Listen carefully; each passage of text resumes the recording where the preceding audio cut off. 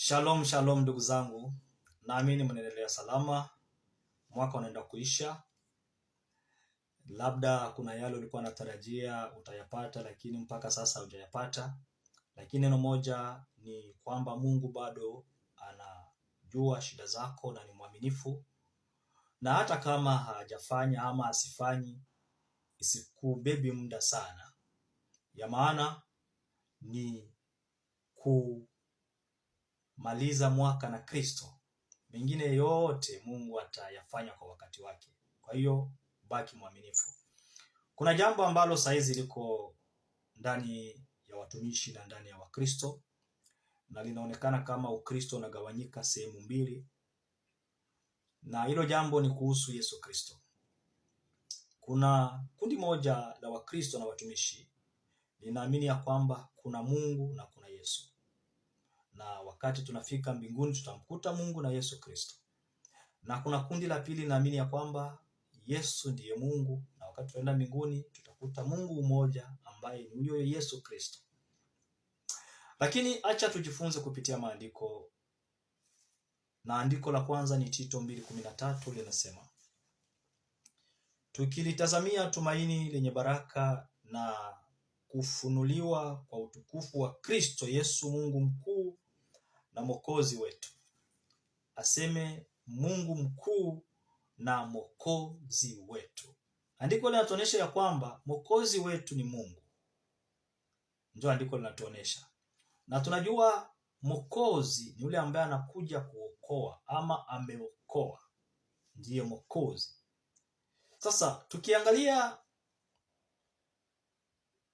kanisa ama aliyeokoa watu kimaandiko, tutaona ya kwamba ni Yesu Kristo. Ndio aliokoa watu. Na kwa kusema wokovu upatikane kwa mpango wa Mungu, si alikuwa anapanga, ilibidi pawe damu ambayo itamwagika ndio wokovu upatikane. Kwa sababu Waebrania inatuonesha ya kwamba hakuna msamaha wa dhambi bila damu kumwagika. Ndio maandiko yanatuambia. Na msamaha wa dhambi ndio inapelekea mtu apate kuokolewa, kwa sababu huyo mtu alikuwa anafungwa na dhambi, alikuwa mfungwa wa dhambi. Na misio ya Yesu Kristo, alikuja kutafuta kilichopotea. Alikuja kutoa huyu mtu chini ya kongwa ya dhambi, kwa sababu mtu alikuwa amekufa kwa sababu ya dhambi na makosa yake. Waefeso 2:1 kushuka inatuonesha pale. Sasa kwa kusema huyu mtu aokolewe, inabidi hii dhambi iondolewe. Na mpango wa Mungu kwa kusema dhambi iondolewe, inabidi damu imwagike.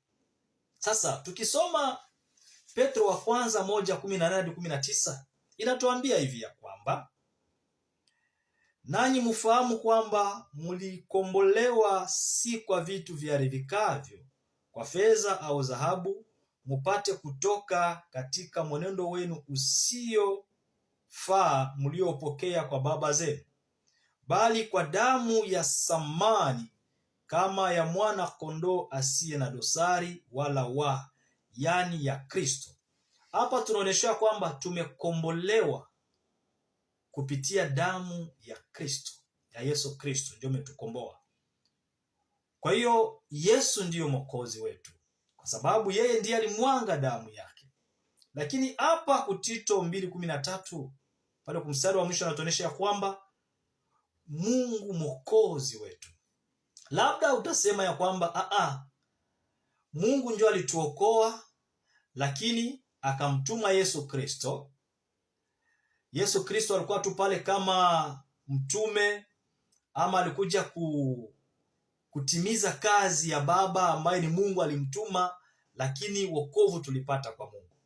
Lakini maandiko yanatuambia kwamba kupitia damu ya Yesu Kristo ndio tumeokolewa. Lakini acha tumalizie na andiko ambayo labda itakumfahamu ya kwamba hiyo damu je, ilikuwa ni ya Yesu Kristo ama ilikuwa ni ya nani? Matendo ya Mitume 20 mstari wa 28 natuambia hivi. Matendo ya Mitume 20:28.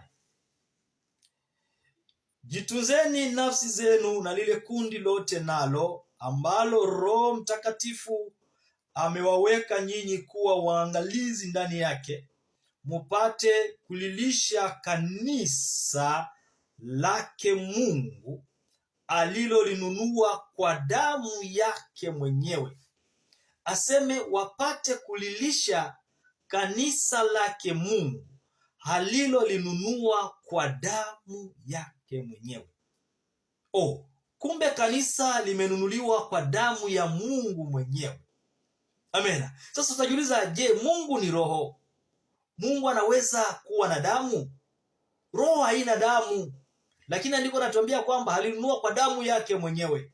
Sasa huko kwa tumesoma kwa Petro ilituonesha ya kwamba tumekombolewa kwa damu ya Kristo Yesu.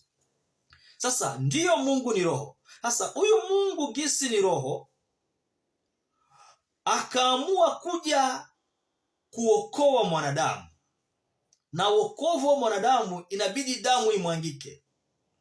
Ikabidi huyu Mungu ambaye ni roho, hana mwili, na wokovu lazima damu ipatikane, akavaa mwili. Ile kuvaa mwili, huyu Mungu akakuja na title ya mwana. Kwa sababu Biblia inatuambia ndani ya Ezekieli 18 ya kwamba Mungu ni baba wa wote wenye mwili. Sasa efea ya ile kuvaa mwili, anakuwa mwana na Mungu anakuwa baba. Lakini ndani ya ule mwili baba alikuwa anafanya kazi. Amena. Na ile damu iliyomwangika inasemekana ni Mungu mzima ambaye alitoa damu yake, lakini kwa wakati aliyovaa mwili mfano wa mwanadamu. Ndio Warumi 8 mstari wa 3 inatuambia kwamba Yesu alikuwa na mwili mfano wa mwanadamu.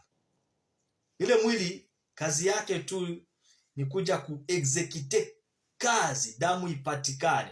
Kwa sababu angekuja na ule utukufu wake wa kimungu, muhali ya kimungu, hakuna mwanadamu angemsogelea na damu ingepatikana. Lakini